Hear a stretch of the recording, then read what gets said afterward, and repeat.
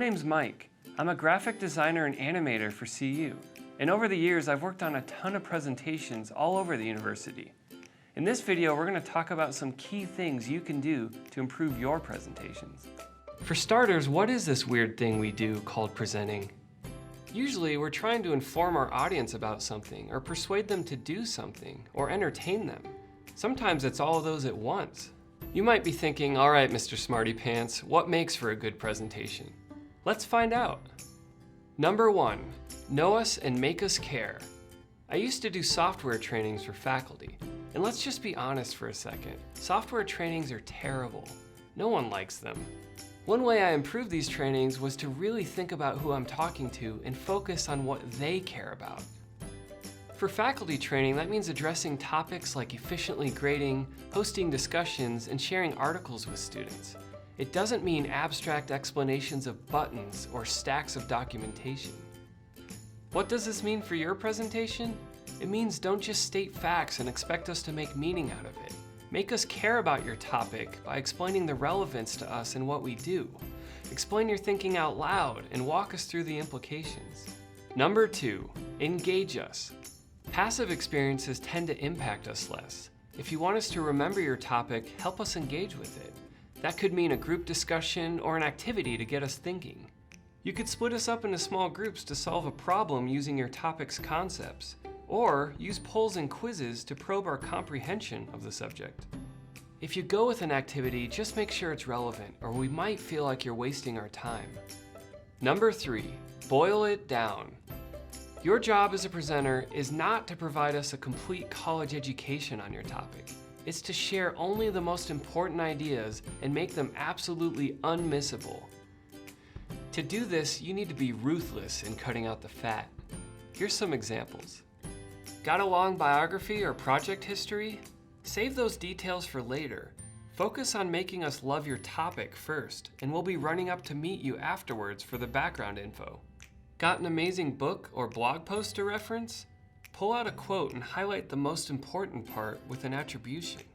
We'll follow up with the source later if it captures our attention. The key to a great presentation is just as much what you don't talk about. If you try to cram everything in, it's like taking a picture of the entire universe. There's no room left for focusing on the important details. I know there's a lot to say about your topic, but if you do your job right, we'll be thirsting for more. Then you can point us to follow-up resources at the end, like additional content, tools, and examples. Number 4, make it visual. You know all those bullet points that you wrote out on your slides? Think of those as your personal notes, not a presentation. It's usually kind of a mess to us. We're here to see you present, not read a bunch of slides. Turn those bullet points into visuals and do it thoughtfully, finding quality visuals. That means you should probably avoid the cheesy clip art of a light bulb or stock photos of a business handshake.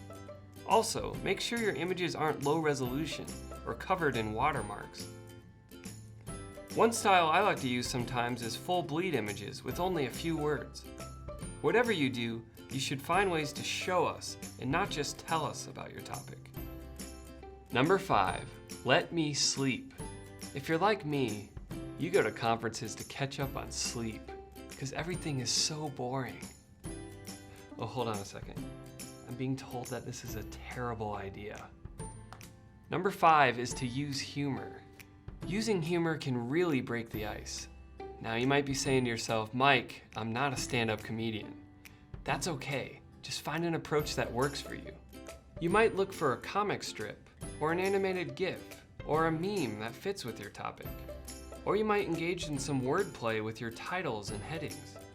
We're all in this together. Why not make it fun? Number 6, practice. I know some of you aren't going to build your presentation until the night before, and that makes me sad. But I'm going to say this anyway. You need to give yourself time to practice.